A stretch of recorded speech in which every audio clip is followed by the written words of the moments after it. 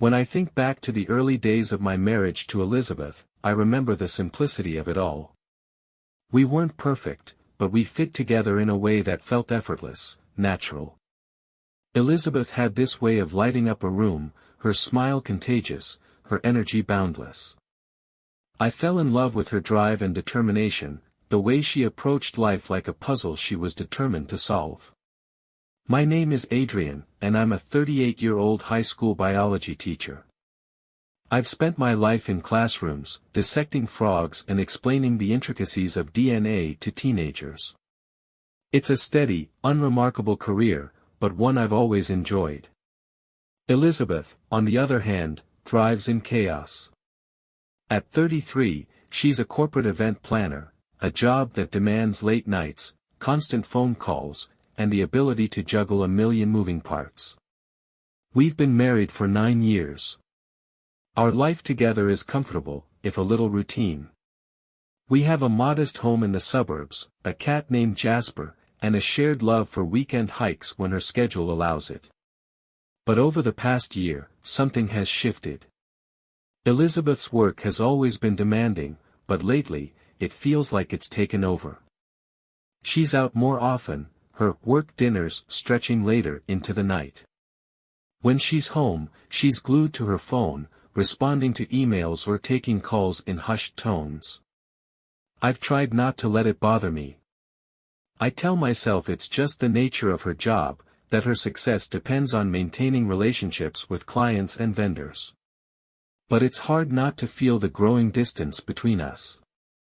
Our conversations have become surface level, centered around logistics rather than connection. One evening, as Elizabeth was getting ready for yet another dinner, I watched her from the doorway of our bedroom. She stood in front of the mirror, carefully applying makeup and adjusting the neckline of her dress. It was a simple black number, but the way it hugged her figure made her look effortlessly stunning. "You look nice," I said, trying to keep my tone light. She glanced at me through the mirror, smiling faintly. "Thanks. It's just a client dinner. Nothing special." I nodded, watching as she spritzed on perfume and grabbed her purse. "Don't wait up," she said, kissing me on the cheek before disappearing out the door. I sat on the edge of the bed for a long time after she left, a strange sense of unease settling over me. I couldn't put my finger on it, but something felt off. Looking back, that night was the beginning of everything. The first crack in the foundation of our marriage, a tiny fracture that would eventually splinter into something far more devastating. At the time, I didn't know how much I was about to lose. But the faint, lingering scent of unfamiliar cologne on her jacket would soon be the clue that unraveled everything. It was a chilly Thursday evening when I first noticed it. Elizabeth had come home late from another one of her work dinners, her heels clicking against the hardwood floor as she stepped into the house. She seemed tired, her makeup slightly smudged, but she smiled at me as she set her purse down on the counter. "Hey," she said, her voice soft. "Sorry I'm late. The meeting ran longer than expected." "It's fine," I replied, though it wasn't entirely true. As she leaned in to kiss my cheek, I caught a whiff of something unfamiliar, a cologne that wasn't mine. It was subtle, almost fleeting, but distinctly out of place. I pulled back slightly, my brow furrowing. "You smell different," I said, trying to sound casual. She glanced at me, a flicker of something unreadable crossing her face. "Oh, that? Probably just from the restaurant or one of the clients," she said, brushing past me. "You know how people get handsy when they're overly friendly." I nodded, not wanting to push the issue, but the scent lingered in my mind long after she'd gone to bed. The following week, the same thing happened. Elizabeth came home late, her jacket slung over her arm, and there it was again, that unfamiliar cologne. This time, I didn't say anything. I told myself it was nothing, just a coincidence. But deep down, a nagging feeling began to take root. It wasn't just the cologne. Over the next few weeks, other small changes started to stand out. Elizabeth spent more time on her phone, tilting the screen away whenever I walked into the room. She began dressing up more for her outings, carefully choosing outfits that felt a little too glamorous for work dinners. When I asked about her schedule, her answers became increasingly vague. Just a meeting downtown, she'd say, or networking with some new clients. If I pressed for more details, she'd brush it off, claiming she was too tired to talk about work. One evening, as I cleared the table after dinner, I noticed her phone buzz with a notification. She'd left it face up for once, and I caught a glimpse of the message. Looking forward to seeing you again. Last night was perfect. The name on the screen was just initials, RM. My heart sank as I tried to make sense of it. Who's RM? I asked, holding up the phone when she walked back into the room. She froze for a moment, her expression shifting before she forced a laugh. Oh, that's Rebecca Mason, she said quickly. One of the event planners I've been working with. She's a bit enthusiastic, but she means well. I wanted to believe her. I wanted to believe that this was just another overzealous colleague, that the cologne and the secrecy and the long nights were all innocent. But as I lay awake that night, staring at the ceiling, I couldn't shake the feeling that there was more to the story. The scent of that cologne lingered in my mind, a haunting reminder that something in our marriage wasn't right. And I knew, deep down, that I couldn't ignore it forever. After that second night with the unfamiliar cologne, I couldn't stop myself from noticing everything.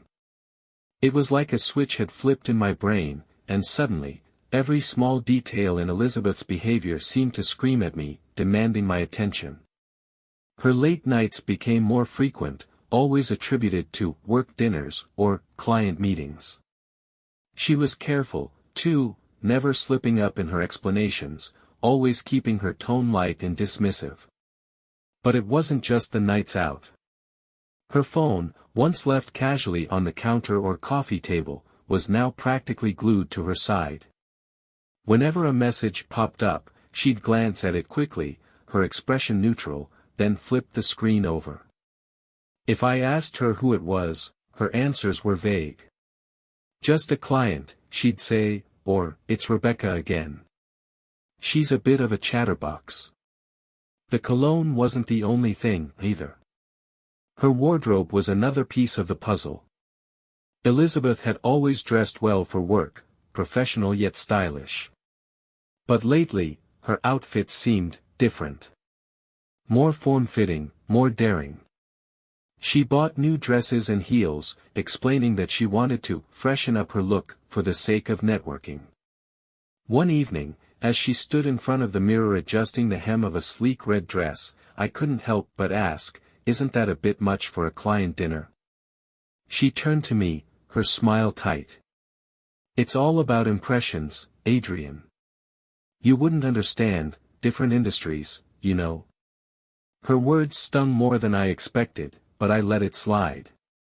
Confronting her outright felt premature, like I needed more to go on before I accused her of anything. And so, I started paying closer attention. One evening, when she came home later than usual, I casually asked which restaurant she'd gone to. "Oh, just that Italian place downtown," she said, shrugging. The next morning, while she was in the shower, I decided to check the receipts in her purse. I knew it was wrong, but my gut told me I had to. Inside, I found a receipt, not for the Italian place, but for a high-end sushi restaurant on the other side of town. I stared at the receipt, my hands trembling. It wasn't just the lie that bothered me, it was the fact that she hadn't even bothered to make it believable. The inconsistencies kept piling up. She mentioned meeting with clients I'd never heard of, attending networking events that didn't show up on her calendar, and spending more nights out than in. I started tracking her outings in my mind, noting patterns I hadn't seen before.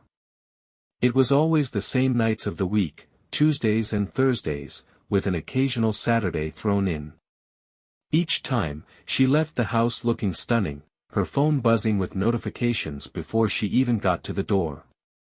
I knew I couldn't keep ignoring it.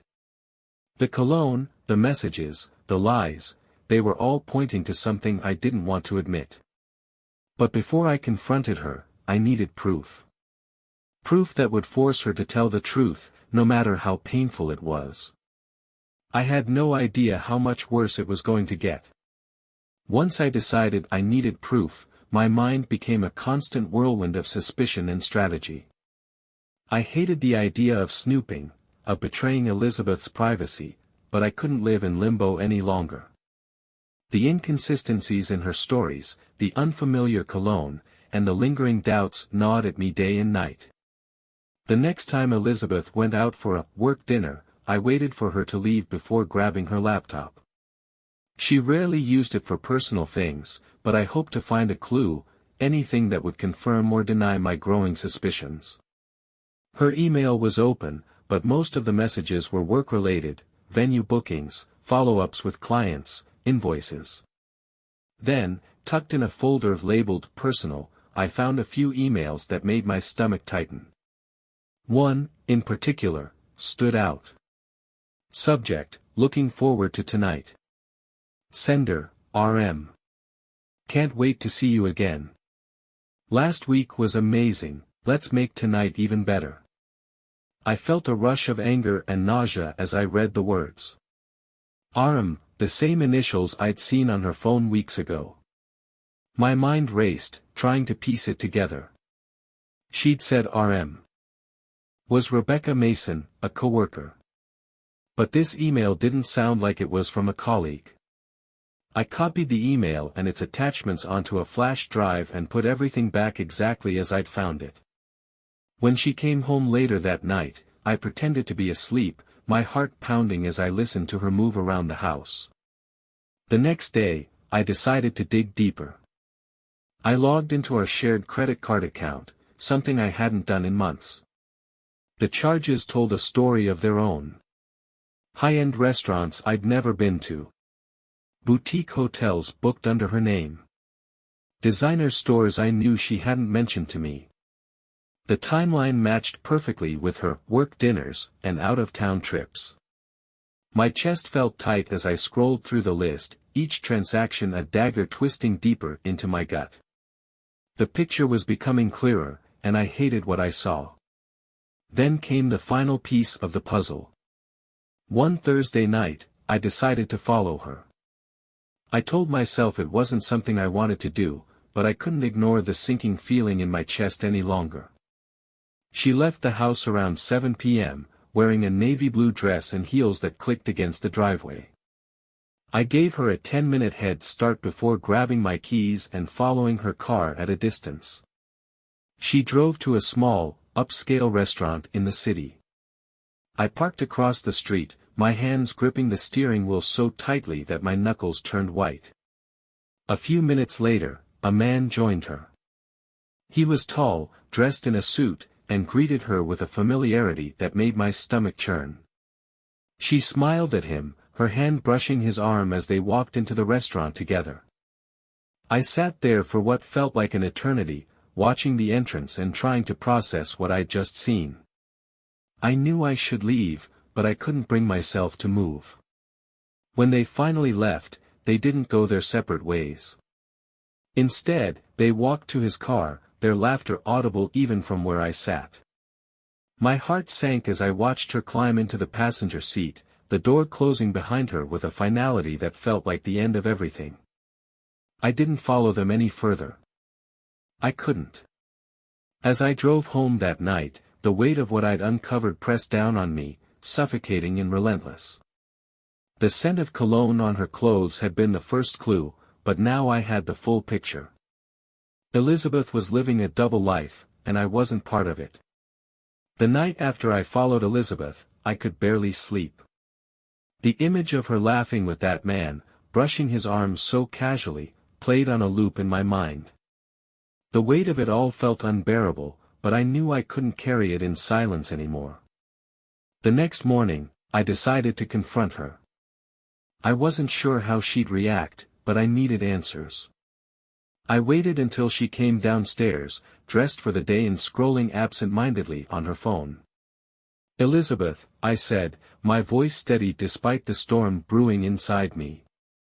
She looked up, surprised by my tone. "What's wrong?" I hesitated for a moment, then gestured to the table where I'd placed the evidence I'd gathered, the email from RM, the credit card statements, and a printed photo of the restaurant receipt. Her eyes widened as she looked at the items. "What is this?" she asked, her voice wavering. "I think you know exactly what this is," I said, crossing my arms. "I want you to explain it to me." She stared at the papers, her face pale. For a moment, she seemed frozen, as if trying to decide whether to deny it or come clean. "It's not what you think," she said finally, her voice defensive. "These are just misunderstandings." "Misunderstandings?" I scoffed, feeling my anger rise. "The cologne on your clothes? The emails? The charges at restaurants and hotels? You expect me to believe this is all just some big misunderstanding?" Tears welled up in her eyes, but I wasn't moved. "Adrian, I never meant for this to happen," she stammered. "It's not what it looks like. It's just." "Just what?" I snapped. "Just a little fun on the side. Just something you thought I'd never figure out." She looked away, her tears spilling over. "It wasn't supposed to mean anything," she said quietly. "Mean anything?" I repeated, my voice breaking. "Elizabeth, we've been married for 9 years. We built a life together, and you're telling me this didn't mean anything?" Her silence was deafening. "Who is he?" I demanded. Who is he?" She hesitated, then finally whispered, "Ryan. He's a client." "A client," I repeated bitterly, shaking my head. "How long, Elizabeth? How long have you been seeing him?" She didn't answer right away, and her silence was answer enough. "Months," she admitted finally, her voice barely audible. I felt like the ground had been ripped out from under me. The air in the room seemed too thick to breathe, and the walls felt like they were closing in. "Why?" I asked, my voice raw. "Why would you do this to me? To us?" She wiped her tears, her hands trembling. "I don't know," she said. I felt like we were drifting apart. I didn't think you noticed me anymore. Ryan, he made me feel wanted." Her words hit me like a punch to the gut.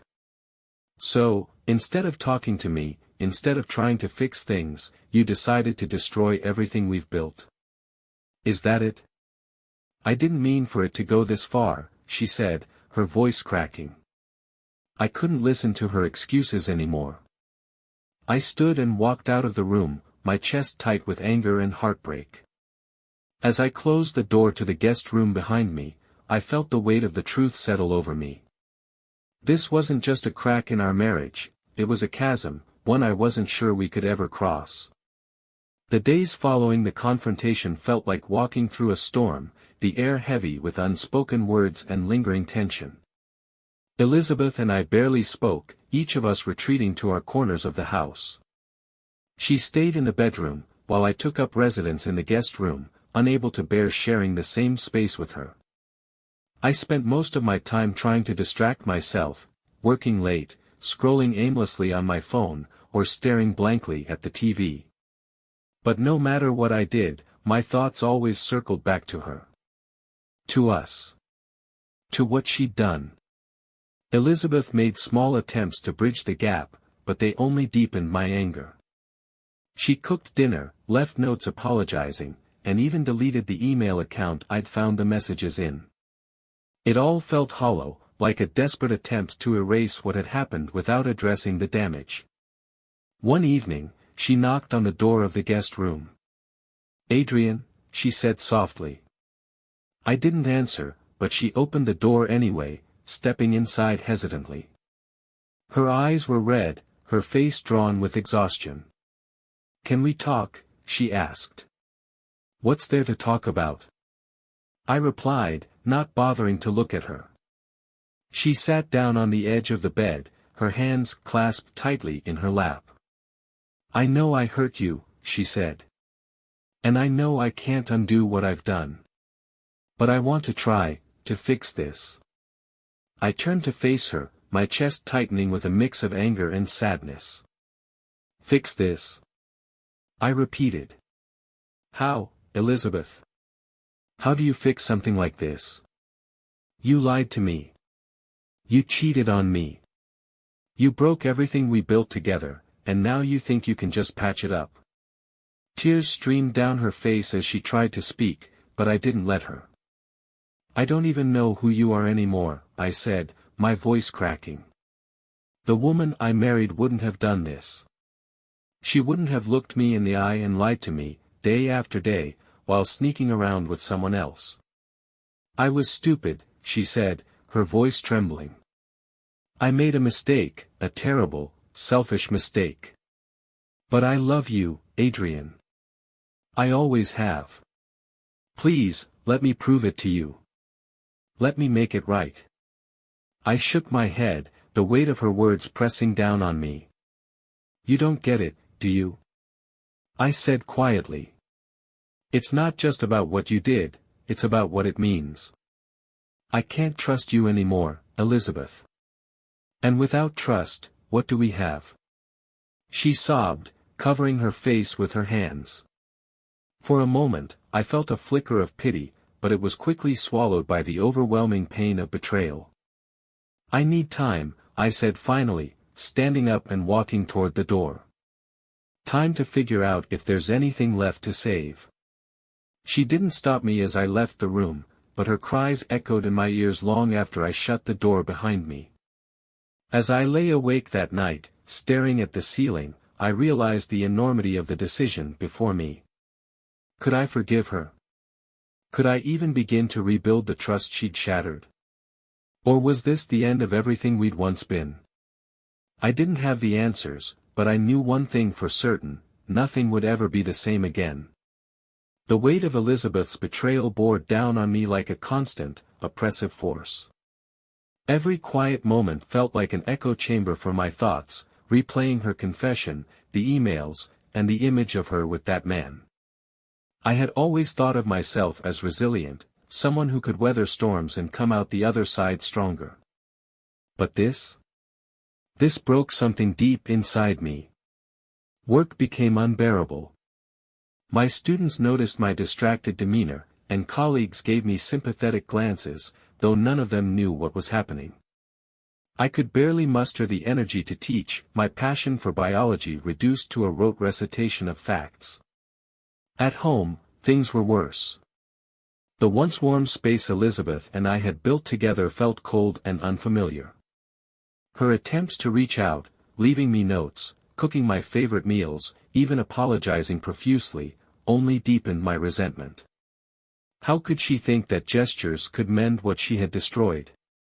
I stopped answering texts from friends, ignoring their invitations to hang out or grab a drink.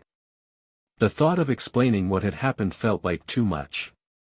Instead, I withdrew further into myself, shutting out the world one day at a time. One night, as I sat alone in the guest room, staring blankly at the wall, a thought crept into my mind that terrified me. What was the point of all this? Of trying, of pushing through the pain, when every day felt heavier than the last? That thought grew louder as the days passed, fueled by the constant churn of doubt, anger, and self-blame. Was it my fault? Had I been too inattentive, too complacent? If I had been more attentive, more romantic, would this have happened? One particularly dark evening, I found myself sitting on the edge of the bed, holding an old family photo. It was from a trip Elizabeth and I had taken years ago, a time when we were happy, laughing, untouched by the bitterness that now defined us. I stared at the image, tears streaming down my face, the weight of everything crushing me. For a fleeting moment, I considered ending it all. The pain seemed too vast, too overwhelming to bear. The thought terrified me, but it also felt like a release, a way to silence the storm inside me. Just then, my phone buzzed. It was a text from a colleague, Mrs. Lang, who worked in the same department. "Hey, Adrian. You've seemed off lately. Just checking in. Hope everything's okay." I stared at the message, the simple words pulling me back from the brink. Someone cared, even if it was just a small gesture. I set the photo aside, taking a deep breath and letting the tears come fully. The next morning, I made an appointment with a counselor. I didn't know what else to do, but I knew I couldn't keep going like this. I needed help, even if asking for it felt like admitting defeat. Elizabeth noticed the change, though she didn't say much. She seemed to sense that I was barely holding on, her usual attempts to fix things replaced by a quiet, uneasy distance. As I walked into the counselor's office for the first time, I felt a flicker of something I hadn't felt in weeks: hope. It was faint, almost imperceptible, but it was enough to make me take that first step toward healing. Still, the scars of what Elizabeth had done remained, and I wasn't sure if they would ever truly fade. Counseling helped me find my footing, but it didn't erase the pain. Each session forced me to confront the betrayal, to unpack the emotions that I had buried so deeply. My counselor, a kind but firm man named Dr. Barlow, guided me through the process, urging me to separate my anger from my guilt. "Elizabeth's choices are her own, Adrian," he said during one session. "You're responsible for your part in the marriage, but her betrayal isn't your burden to bear." I wanted to believe him, but the doubts lingered. Every time I saw Elizabeth at home, the memories came rushing back: the scent of Cologne, the email from Ryan, the nights she spent lying to my face. Elizabeth, for her part, seemed to sense my progress but also my growing distance. She tried to rekindle something between us, suggesting we go to couples therapy or even take a short trip to reconnect. I rejected every attempt, my trust too shattered to entertain the idea of moving forward. One evening, she cornered me in the kitchen, her voice shaking with frustration. "Adrian, I know I messed up. But how long are you going to punish me for it? I'm trying to fix this, and all you do is shut me out." I stared at her, my exhaustion giving way to a cold fury. "Punish you? Elizabeth, you destroyed our marriage. You don't get to play the victim here." She flinched, her eyes welling with tears, but I didn't care. I left the room, slamming the door behind me, my heart pounding with a mixture of anger and sadness. What I didn't know then was that Elizabeth had reached her own breaking point. A week later, I received a call from a mutual friend, Cara. Her tone was hesitant, almost apologetic. "Adrian, I don't know how to say this, but Elizabeth's been telling people some things about you." "What things?" I asked, my stomach tightening. "She's saying you've been controlling. That you've isolated her and that's why she, made her mistakes." I couldn't believe what I was hearing. "That's not true," I said firmly. "I know," Cara replied quickly. "I just thought you should know. She's been talking to a few people, and it's starting to spread." The anger that surged through me was almost unbearable. I had spent months drowning in the aftermath of her betrayal, and now she was trying to paint herself as the victim. That night, I confronted her. She didn't deny it. "I didn't lie," she said defensively. "I just told them how I felt. You've been distant, cold, like you don't even want to try anymore. You don't get to twist this around," I snapped. "You cheated. You lied. And now you're trying to ruin what little I have left." "I'm not trying to ruin you, Adrian," she said, her voice rising. "I'm just trying to survive in the mess we're both living in." Her words felt like a slap in the face. The person I thought I knew, the person I had loved for nearly a decade, was gone, replaced by someone I barely recognized. As I stood there, staring at her, I realized something that chilled me to my core. This wasn't just a betrayal of our marriage, it was a war. And Elizabeth was determined to win, no matter the cost. After Kara's warning and Elizabeth's admission, it became clear that the situation was spiraling out of control.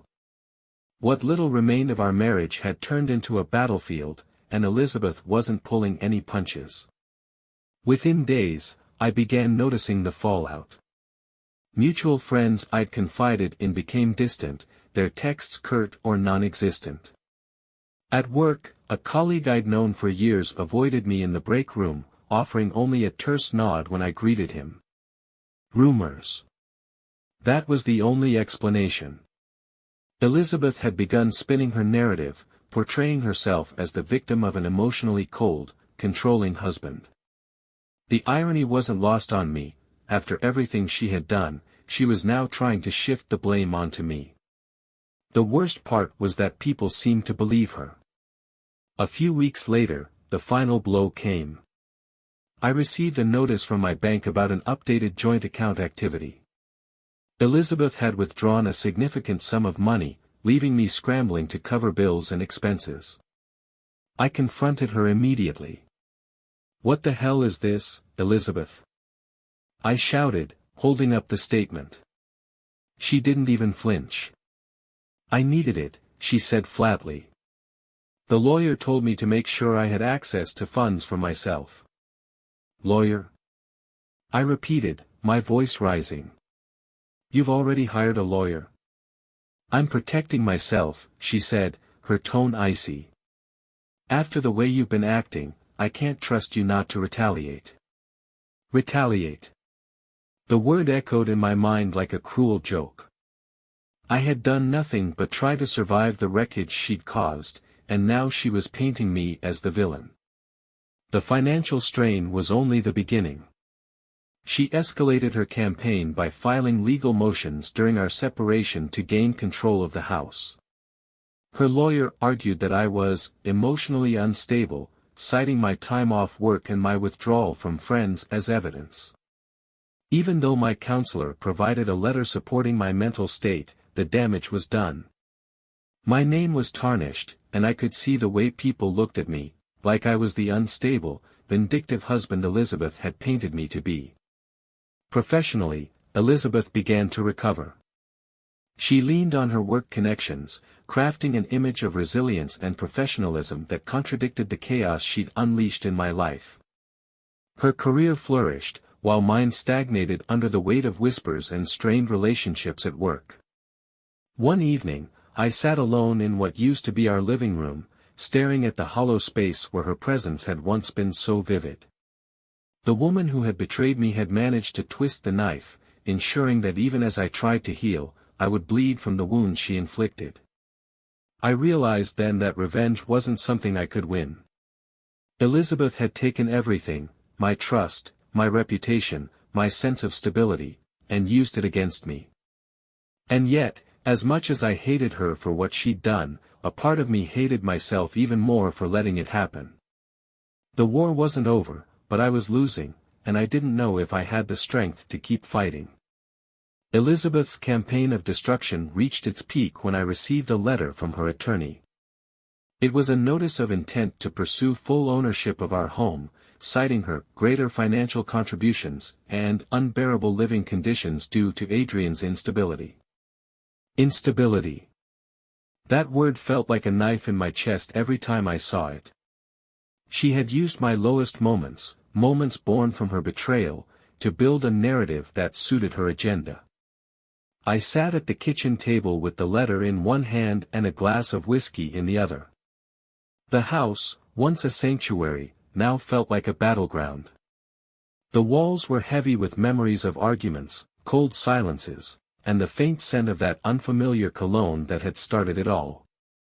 Elizabeth, meanwhile, had fully stepped into her role as the victim. Mutual friends who once supported me now avoided me entirely. On social media, she posted carefully curated updates about her journey to self-discovery and her growth after hardship. It was infuriating. She painted herself as a beacon of resilience, while I was left picking up the pieces of a life she had torn apart. The final blow came when I discovered that she had begun seeing someone new. It wasn't Ryan, the man she cheated with, but another colleague from her professional circle. This relationship was public, flaunted on her social media as if she hadn't just walked away from our 9-year marriage. That night, I hit rock bottom. Sitting alone in the house, surrounded by the remnants of a life that no longer existed, I felt the crushing weight of it all.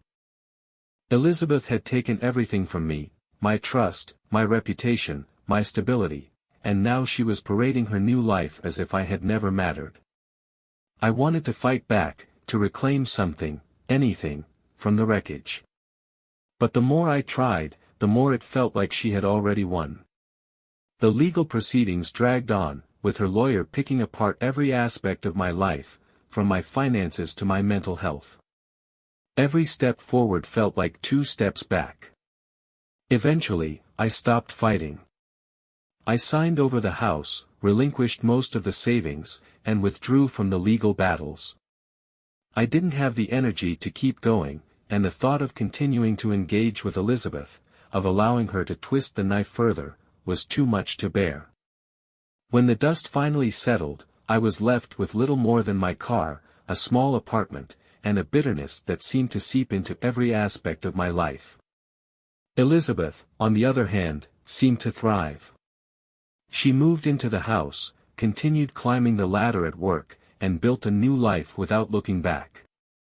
But as I sat in the emptiness of my new reality, I couldn't shake the feeling that neither of us had truly won. Elizabeth's victories came at the cost of her integrity, and my losses had stripped me of the person I once was. The final strike had landed, and it had destroyed us both in different ways. In the months that followed, I tried to rebuild my life, but it felt like starting over in a house of sand.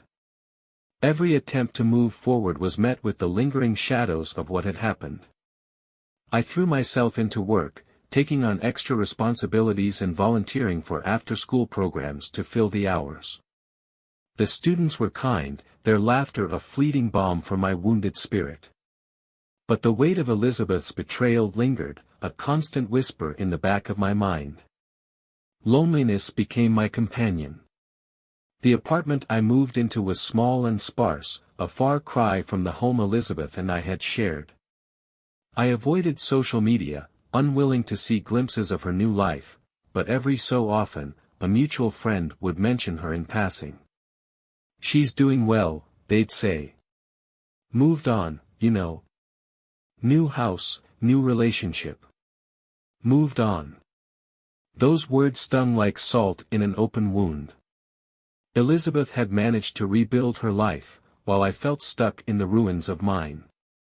But the cracks in her facade began to show. One evening, while scrolling aimlessly through my phone, I stumbled across a message from Kara, the same friend who had warned me about Elizabeth's rumors months ago. "You won't believe this," the text read. "Elizabeth's new guy. He dumped her. Apparently, things didn't go so well once the shine wore off." I stared at the screen, a mix of emotions washing over me. I didn't feel joy or satisfaction, just a deep, hollow sense of emptiness. Elizabeth's public persona began to crumble. Mutual friends mentioned that she was drinking more, skipping social events, and growing increasingly distant. At work, rumors of tension with her colleagues surfaced, whispers of projects gone wrong in strained relationships. One day, while running errands, I spotted her in the grocery store. She looked tired, her once vibrant energy dulled. She caught my eye briefly but quickly looked away, her shoulders slumping as she moved down the aisle. It should have felt like a victory, proof that karma had come for her at last. But instead, it felt like looking at a stranger, someone I no longer recognized or cared to know. As much as I wanted to blame her for everything that had happened, I couldn't ignore the toll it had taken on me, too. My bitterness had seeped into every corner of my life, making it impossible to trust or connect with anyone. I was surviving, but I wasn't living. Neither of us was. The irony wasn't lost on me. In her quest to escape her mistakes, Elizabeth had only created new ones. And in my pursuit of justice, I had sacrificed my own peace of mind. There were no winners here, only two broken people, each trapped in their own versions of misery. The weeks turned into months, and life continued its slow, grinding pace. The chaos of my marriage with Elizabeth had ended, but the wreckage remained, scattered across every part of my life. The scars were invisible but ever-present, shaping how I viewed the world and myself. Elizabeth faded further from my day-to-day thoughts, though not entirely. Every so often, a mutual friend would mention her, or I'd stumble across an old photo, and the ache would resurface. I learned that she was still struggling, her new relationship had fallen apart, her professional reputation was tarnished, and she had grown increasingly isolated. I should have felt vindicated, but I didn't. Her downfall brought no satisfaction, only a grim reminder of how far we had both fallen. As for me, I kept going, though it often felt like I was moving through life on autopilot. The counseling sessions helped, but the deep wounds Elizabeth had left behind refused to heal completely. Trust felt like an impossible concept. I avoided friendships, turned down dates, and stayed wrapped in the cocoon of my solitude. The worst part was the bitterness. It crept into every aspect of my life, coloring how I saw people and their intentions. Even the smallest acts of kindness felt suspicious, as though they had ulterior motives. One day, I ran into Elizabeth unexpectedly. It was at a park, a place we'd often gone during the early years of our marriage. She was sitting on a bench, staring at the horizon, her expression distant and tired. I hesitated for a moment, then approached her. She looked up, startled, and for a moment, we just stared at each other. "Adrian," she said finally, her voice softer than I remembered. "Elizabeth," I replied, nodding. There was an awkward silence before she gestured to the bench. "Do you want to sit?" I hesitated but then sat down, leaving a noticeable space between us.